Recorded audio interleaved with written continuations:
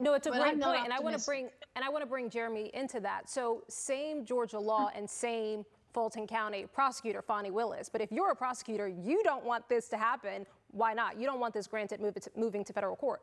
I know my court. I know my jurisdiction and venue. I've walked that path countless times. I know those judges.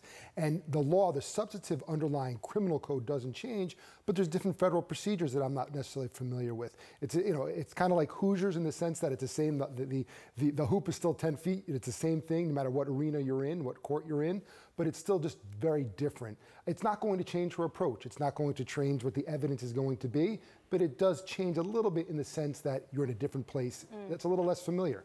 Nancy, let's stick with the Georgia case. If this is a case before you, what are you going to be listening for in terms of some of the witnesses today, some of the evidence, in terms of whether Mark Meadows has, what we've heard a lot, a colorable defense, has some legitimacy here for moving this to federal court? Well, I think the question is going to first depend on what the law is, what the standards are. If the standards are, if the judge believes that the standards are low, and there's some mushiness here, because this is not an often used statute, that whether or not it is colorable, I mean, that's a very, very low standard, colorable federal defense, colorable federal claim. The other low standard would be if the judge adopts a view that all that's relevant here is that the acts took place while Meadows was chief of staff.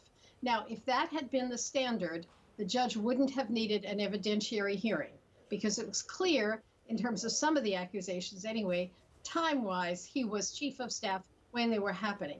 But the fact of this evidentiary hearing means that the judge wants to dig deeper than just you were doing X while you were chief of staff.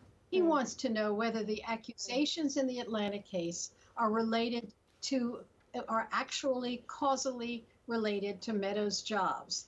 Under what circumstances does the Chief of Staff of the United States have a right to involve himself in an electoral situation, electoral college situation in a state? Or under what circumstances can someone who's obviously being involved in the campaign and not in his traditional U.S. duties, that he's involved in the campaign, that he's not shielded by this law, that he doesn't have a right to access. So the judge obviously has a view of this and is digging more deeply.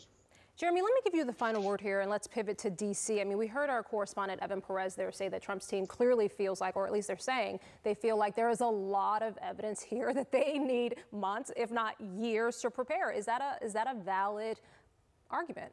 I think there's an argument to be made, and it's certainly an argument to be made that there's a lot of evidence, but it's not to the extent that they're making it out to be.